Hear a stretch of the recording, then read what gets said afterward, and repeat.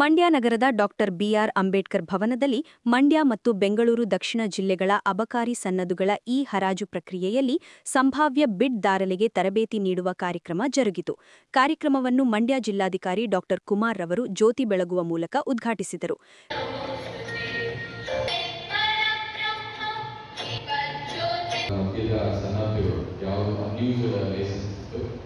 ಅವುಗಳಿಗೆ ಸಂಬಂಧಪಟ್ಟಂತೆ ಒಂದು ವಿಶೇಷವಾದಂತಹ ಆದೇಶವನ್ನು ಮಾಡಿದ್ದಾರೆ.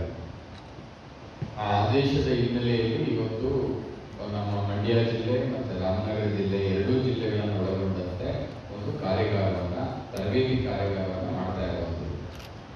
ಇದರ ಉದ್ದೇಶ ಇಷ್ಟೇ, ಯಾವುದೇ ಆದೇಶಗಳನ್ನು ನಿಯಮಗಳನ್ನು ರೂಪಿಸಿದ ನಂತರ ಅದರ ಬಗ್ಗೆ ಸರಿಯಾಗಿ ತಿಳ್ಕೊಳ್ಳಿಲ್ಲ ಅಂತ ಹೇಳಿದ್ರೆ ಅನಗತ್ಯವಾದಂತಹ ಸಂದೇಹಗಳು ಮತ್ತು ಅನಗತ್ಯವಾದಂತಹ ಒಂದು ಆಕ್ಷೇಪಗಳನ್ನ ಮಾಡುವುದನ್ನ ತಡೆಗಟ್ಟುವ ನಿಟ್ಟಿನಲ್ಲಿ ಕಾರ್ಯಾಗಾರವನ್ನು ಮಾಡ್ತಾ ಇದ್ದಾರೆ. ಸೊ ಆ ದೃಷ್ಟಿಯಿಂದ ಇದ್ರ ಬಗ್ಗೆ ಒಂದು ಒಳ್ಳೆಯ ಕ್ಲಾರಿಟಿ ನಮಗೆಲ್ಲರಿಗೂ ಅಂತೇಳಿ ಮಾಡಿರೋಂಥದ್ದು. ಸಾಕಷ್ಟು ಸಂಖ್ಯೆಯಲ್ಲಿ ಏನು ಆಸಕ್ತರು ಬರ್ತಾರೆ ಅಂತ ನಾವೆಲ್ಲರೂ ಕೂಡ ಭಾವಿಸಿದ್ವಿ, ಇನ್ನೂ ಕೂಡ ಬರ್ತಾರೆ ಅಂತ ತಿಳಿಸಿದ್ದಾರೆ.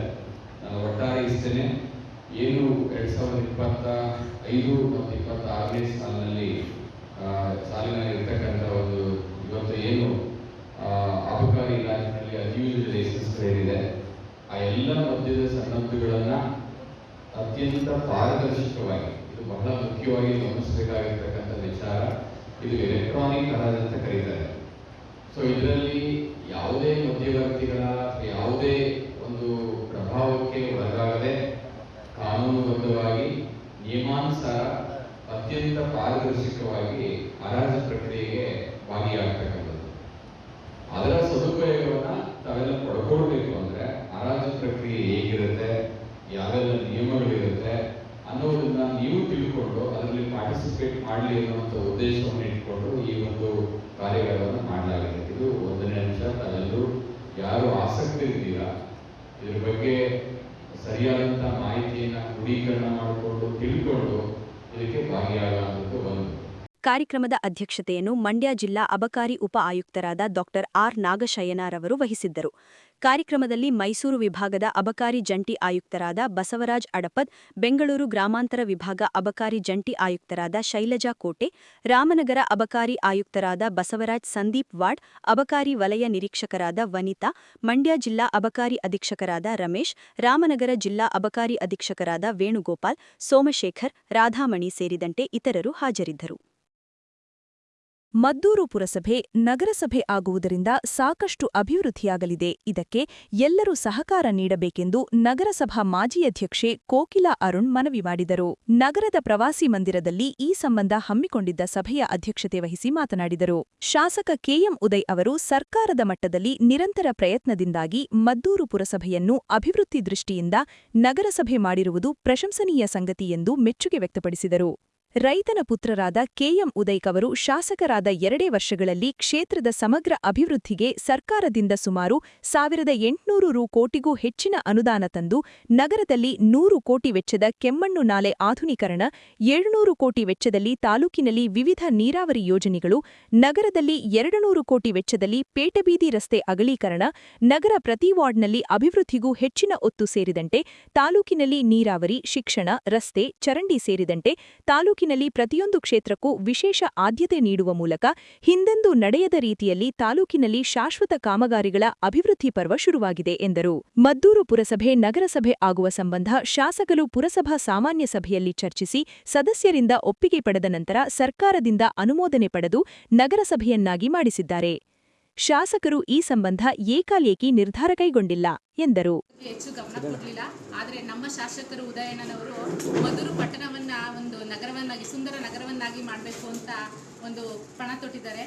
ಅದಲ್ಲದೆ ಅವರು ಮದ್ದೂರಿನಲ್ಲಿ ಶಾಸಕರಾದ ತಕ್ಷಣ ವಾರ್ಡ್ಗಳಲ್ಲಿ ತುಂಬ ಕೆಲಸವನ್ನು ಕೂಡ ಮಾಡಿದ್ದಾರೆ.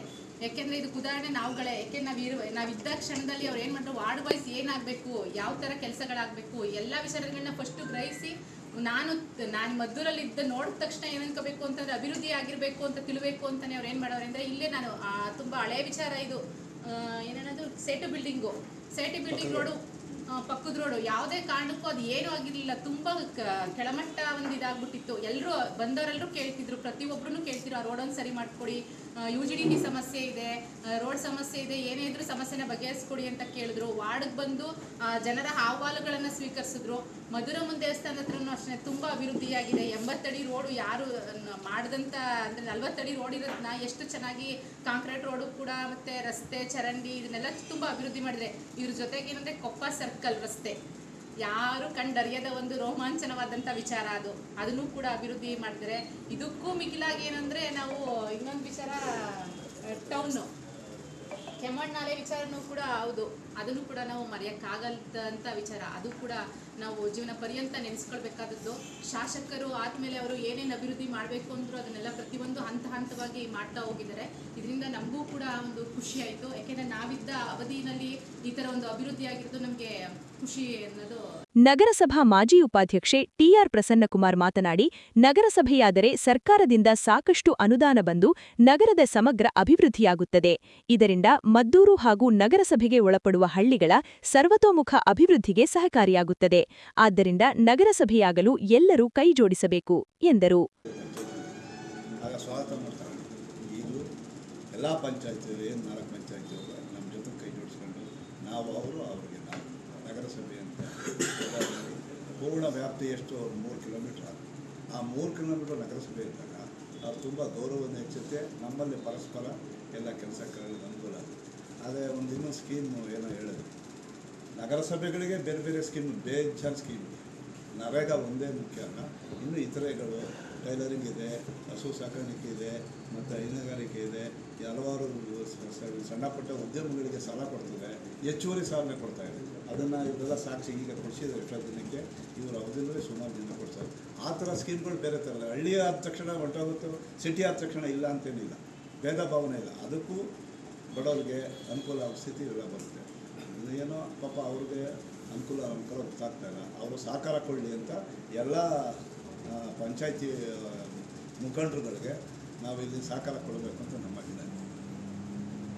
MLA ಕೈ ಜೋಡಿಸಿ ಅಭಿವೃದ್ಧಿಗೆ ಚಿಂತನೆ ಮಾಡಿ ಈಗ ಆಯ್ತಾರು ಅಭಿವೃದ್ಧಿಗಳ ಜೊತೆಗೆ ನಗರಸಭೆ ಸೇರಿ ವ್ಯಾಪ್ತಿಲಿ ಪಂಚಾಯತ್ 4 ಸೇರಿ ಅಭಿವೃದ್ಧಿ ಆಗೋಕ್ಕೆ ತಗಲ ಮುಖಂಡರುಗಳು ಪ್ರತಿನಿಧಿಗಳು ಆಯಾ ಪಂಚಾಯತ್ ಪ್ರತಿನಿಧಿಗಳು ಸಹಕರಿಸಬೇಕು ಅಂತ ಈ ಮೂಲಕ ನಾವು ಮದ್ದೂರು ನಗರಸಭೆ ಪರವಾಗಿ ಕೌನ್ಸಿಲರ್ ಪರವಾಗಿ ನಾವು. ನಗರಸಭಾ ಮಾಜಿ ಉಪಾಧ್ಯಕ್ಷೆ ಟಿಆರ್ ಪ್ರಸನ್ನಕುಮಾರ್, ಸ್ಥಾಯಿ ಸಮಿತಿ ಮಾಜಿ ಅಧ್ಯಕ್ಷೆ ವನಿತಾ, ಮಾಜಿ ಸದಸ್ಯರಾದ ಎಂಬಿ ಸಚಿನ್, ಸಿದ್ದರಾಜು, ಬಸವರಾಜು, ಮುಖಂಡರಾದ ಅರುಣ್, ಎಂಡಿ ಮಹಾಲಿಂಗಯ್ಯ, ರಘು, ಮಹೇಶ್ ಸೇರಿದಂತೆ ಇತರರು ಇದ್ದರು.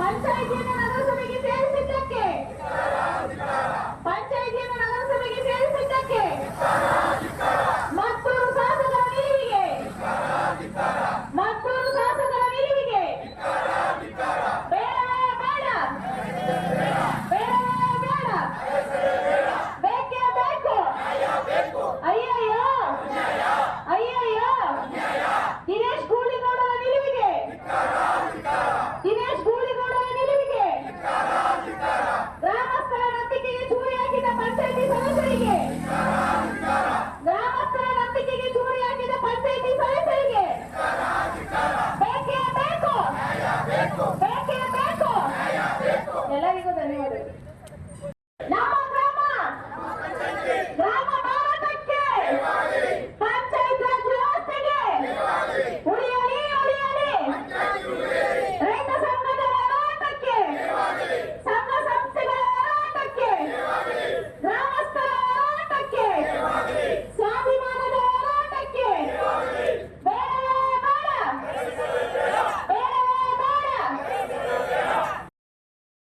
ಈಗ ನೋಡ್ರಿ, ಜನ ನನ್ನ ಆಯ್ಕೆ ಮಾಡಿದ್ದು ಏನಾದರೂ ಮಾಡ್ತಾನೆ, ಒಳ್ಳೆ ಕೆಲಸ ಮಾಡ್ತಾನೆ, ಅಭಿವೃದ್ಧಿ ಮಾಡ್ತಾನೆ ಅಂತ ಆಯ್ಕೆ ಮಾಡಿದ್ದಾರೆ.